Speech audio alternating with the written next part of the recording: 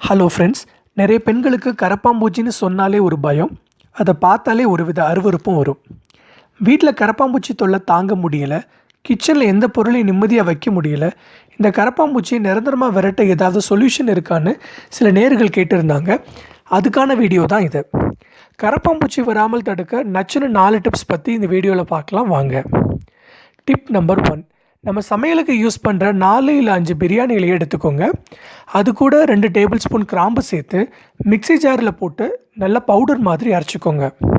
அரைச்ச அந்த பவுடரில் கொஞ்சம் தண்ணி மிக்ஸ் பண்ணிக்கோங்க. அதுக்கப்புறம் அந்த மிக்சரை ஸ்ப்ரே பாட்டிலில் வடிகட்டாமல் ஊற்றி நல்லா குளிக்குங்க.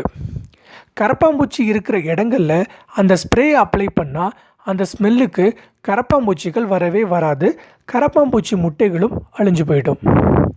டிப் நம்பர் 2, இதுக்கு தேவையான பொருட்கள்: முட்டை 4, சர்க்கரை 1.5 கப், போரிக் அமிலம் தேவையான அளவு. முதல்ல 4 முட்டையை தண்ணியில் போட்டு 15லேருந்து 20 நிமிஷம் நல்லா வேக வச்சு எடுத்துக்கோங்க. அதுக்கப்புறம் வேக வச்ச அந்த முட்டையோட ஓட்டையும் வெள்ளைக்கருவையும் எடுத்துட்டு வெறும் மஞ்சக்கருவை மட்டும் ஒரு கிண்ணத்தில் போட்டுக்கோங்க. அது கூட போரிக் அமிலத்தை ஊற்றி சர்க்கரையும் சேருங்க. சேர்த்த பிறகு கரண்டியால் நல்லா கலந்து அதை சின்ன சின்ன உருண்டைகளாக உருட்டிக்கோங்க. கரப்பாம்பூச்சி உங்கள் கிச்சன்லேயோ இல்லை வேறு ரூம்லேயோ இருந்துச்சுன்னா அங்கே இந்த உருண்டைகளை வச்சு அந்த ரூமை கொஞ்சம் நேரம் க்ளோஸ் பண்ணிவிட்டு பாருங்கள், கரப்பாம்பூச்சி எல்லாம் ஒன்று விடாமல் செத்து போயிருக்கும். டிப் நம்பர் 3, இதுக்கு தேவையான பொருட்கள்: பேக்கிங் சோடா 2 ஸ்பூன், சர்க்கரை 2 ஸ்பூன்.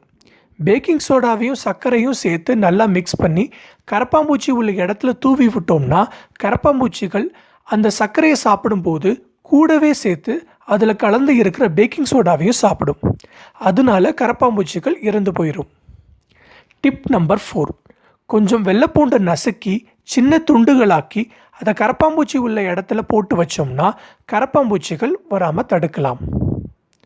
ஒரு முக்கியமான விஷயம், மேலே சொன்ன டிப்ஸில் ஃபாலோ பண்ணுறதுக்கு முன்னாடி கிச்சன்லேயோ பாத்ரூம் ஏரியாலேயோ ரொம்ப சுத்தமாக வச்சுக்கோங்க.